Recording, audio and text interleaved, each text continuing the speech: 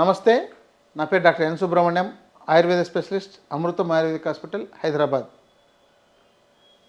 వీర్య కణాల లోపం లేదంటే శుక్ర కణాల లోపం, ఈ సమస్య చాలామందికి పెళ్ళైన తర్వాత 1 సంవత్సరము 2 ఏళ్ళు గడిచిన తర్వాత ఇంకా సంతానం కలగట్లేదు, ప్రెగ్నెన్సీ రావట్లేదు. ఎందుకు అనేసి ముందు అమ్మాయికి వెళ్ళి టెస్ట్ చేస్తారు. అమ్మాయికి నెలసరి బాగుంది, ఎగ్ బాగా రిలీజ్ అవుతోంది, ఇతర సమస్యలు ఏమీ లేవు అన్నప్పుడు పురుషులకు ఒకసారి స్పెర్మ్ అనాలిసిస్ చేయిస్తే వాళ్ళల్లో ఈ వీర్య కణాల లోపం అనేది చాలామందికి బయటపడుతుంది. దీనికి కారణాలు మన ఆహారము, జీవన విధానం, దురలవాట్లు, ఇవి ప్రధానంగా మనకు కనబడుతున్నాయి. వీటిలో నేను చాలామందిలో ఈ యువతలో ఎవరికైతే స్మోకింగ్ డ్రింకింగ్ బాగా ఉందో అలాంటి వాళ్ళకు ఈ స్పెర్మ్ కౌంట్ తగ్గిపోతుంది. ఇది చాలామందిలో చూసాం.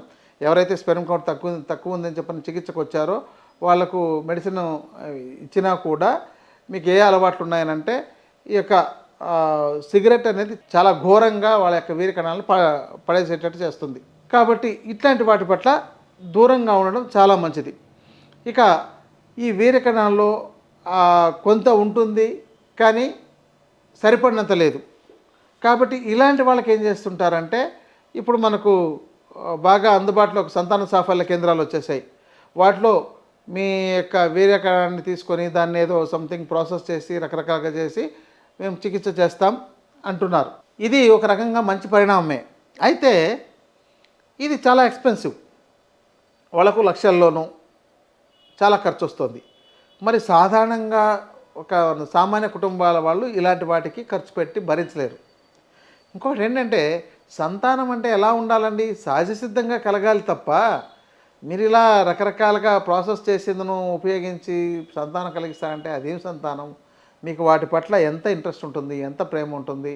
ఇక దానిలో జరిగే రకరకాల దోషాలు, రకరకాల ఇవి మీరు టీవీలో చూస్తూనే ఉన్నారు. ఇతరులది ఇక్కడ ఇవ్వడము, లేకపోతే ఇతరవేవో చేయడము, ఇలాంటివి చేసి మీకు ఏదో మమ అనిపించేటట్టు చేయిస్తున్నారు. ఇవన్నీ కొన్ని బయటపడవచ్చు, కొన్ని చోట్ల బయటపడకపోవచ్చు.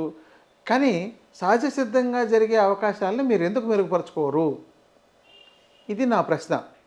అందుకని ఈ వీర్య కణాలను పెంచడానికి మనకు చాలా ఆహార పదార్థాలు, కూరగాయలు, గింజధాన్యాలు, పళ్ళు, ఇక మందులు, ఆయుర్వేద ఔషధాలలో ఇక్కడ చాలా వరకు ఆహారం లాంటివే ఉన్నాయి. కాబట్టి ఇవి మీరు తీసుకోవడం ద్వారా మీకు ఈ సమస్య రాకుండా కాపాడవచ్చు. ఒక 3 నెలల నుంచి 6 నెలల్లోనే సరిపడినంత వీర్య కణాలను పెంచవచ్చు. పూర్తిగా జీరో అయిపోయిన వాళ్లకు ఏమీ చేయలేరు. ఎందుకంటే అది కొంతవరకే సక్సెస్ రేట్ ఉంటుంది, అందరికీ సక్సెస్ రేట్ ఉండదు. కొన్ని వీర్య కణాలు తక్కువై ఉండి కొంత ఉంది సరిపోవట్లేదు అన్న వాళ్ళకి మందులు ఇచ్చి చాలా బాగా పెంచవచ్చు. దీనికోసం సహజ సిద్ధంగా కూడా చాలామంది పబ్లిసిటీ కూడా చేస్తున్నారు. మీకు అశ్వగంధ లేహం వాడండి, సరస్వతి లేహం వాడండి, మెమరీ పవర్ పెంచుకోండి, ఇలాంటివన్నీ కూడా చాలా మెమరీ పవర్ పెంచుకోవడానికే కాకుండా జనరల్ హెల్త్కి కూడా చాలా బాగా పనిచేస్తుంది. చవనప్రాశి లేహం వాడండి, అశ్వగంధ తీసుకోండి, శతావరి వాడండి, ఇలాంటివన్నీ కూడా సాధారణంగా వింటే సరిపోతుంది. చాలామంది దీన్ని వినకుండానే దురభిప్రాయాలను పెంచుకుంటున్నారు. అమ్మో అది వాడితే ఏమైపోతుందో, అంతకుముందు ఎవరో పక్కింటోళ్ళు ఎదిరింటోళ్ళు చెప్పిండే మాటల్ని చాలా పరిగణలోకి తీసుకొని వాటిని సక్రమంగా వాడుకోకుండా వీళ్ళు నష్టపోతుంటారు. ఎందుకంటే వాడు కర్మ అలా ఏడిస్తే ఆ పక్కింటోళ్ళు ఎదిరింటోళ్ళు వింటారు, కానీ ఇంకా సరైన డాక్టర్ని ఎందుకు కలుస్తారు? ఇంకోటి ఏంటంటే, మీరు ఎవరైనా సరైన డాక్టర్ని కలిస్తే ఎవరికో సరిగా కాలేదనంటే అది డాక్టర్ యొక్క లోపం కాదు, అందరికీ ఒకే విధంగా ఉండదు కూడా. కాబట్టి 100లో 90 మందికి బాగా సక్సెస్ అయ్యే అవకాశాలు ఉన్నాయి. ఏదో ఒక 10% ఫెయిల్ అవ్వచ్చు. ఏడాడి దగ్గరికైనా వెళ్ళి మందులు తీసుకుంటే ఆయన దగ్గర ఏమీ పనిచేయలేదండి అని అంటే అది చెప్పగానే ఓహో ఆ డాక్టర్ మంచోడు కాదు, ఆయన బాగా చేయలేడేమో అనే ఇలాంటి అభిప్రాయాలని పెంచుకుంటున్నారు. కాబట్టి అలా కాకుండా దీని మీద పనిచేసే వైద్యులు చాలామంది వాటి పరిజ్ఞానం తెలుసుకొని ఏవే పనిచేస్తాయి, ఎలాంటి మందులు, ఎంత రీసెర్చ్ చేస్తున్నారు, దాంతో ఎంత బాగుండే వచ్చాయి, వీటి మీద చాలా ఉందండి.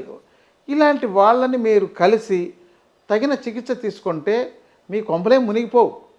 ఒకవేళ వాడితే 3 నెలలు 6 నెలలు మందులు వాడతారు, కొంత ఇంప్రూవ్ అయిందనంటే ఓకే, కాలేదనంటే మరి ఇంకొక రకమైన ట్రీట్మెంట్ తీసుకుంటారు.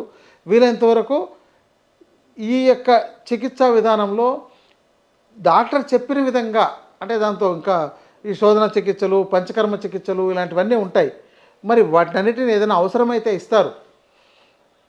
ఒక మందులు ఫస్ట్ మందులు ఇచ్చి చూస్తారు, దాంతో ఇంప్రూవ్ అయిందా లేదా చూస్తారు, కాలేదు తర్వాత ఇంకా మీరు ఇలాంటి చికిత్స చేసుకోండి అని చెప్తారు. అమ్మో దీంతోనే ఇంప్రూవ్ కాలేదు, మరి దాంతో అవుతుందో లేదో అని ఒక అనుమానం ఏర్పడుతుంటుంది. అంటే ఇంతకంటే అది మెరుగైన చికిత్స అనే విషయాన్ని వీళ్ళు గుర్తించరు.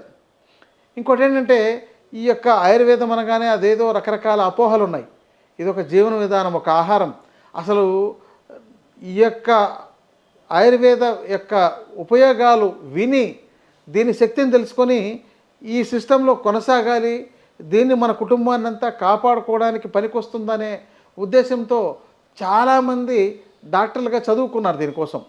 ముందు బయట వాళ్ళని బాగు చేయడం ఎక్కువ సంగతి తర్వాత, ముందు తన్ను తాను బాగు చేసుకోవడానికి, తన కుటుంబాన్ని బాగు చేసుకోవడానికి ఈ యొక్క చికిత్సా విధానం బాగా ఉపయోగపడుతుందని గుర్తించిన వాళ్ళు ఎంతోమంది దీన్ని చదువుకొని దీన్ని ఆచరిస్తున్నారు.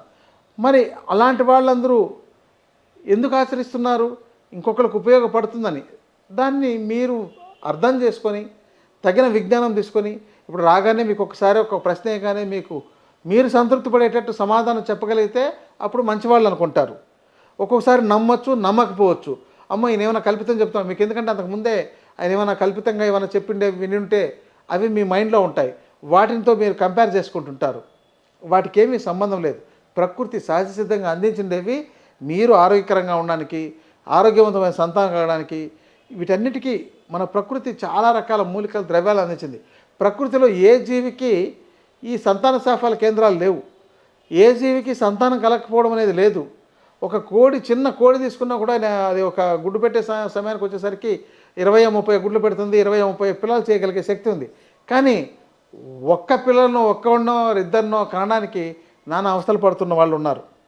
కాబట్టి వీటికి వైద్యుల పర్యవేక్షణలో వీర్యకణాలను పెంచడానికి తగిన చికిత్సను తీసుకోవడం ద్వారా మీకు మంచి ఫలితాలు ఉంటాయి, సత్ఫలితాలు ఉంటాయి. కాబట్టి సంతాన సాఫల్య కేంద్రాలు అనేది చివరి దశ.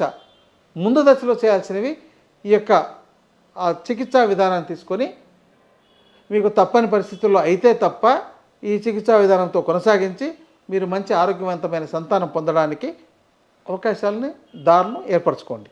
నమస్కారం.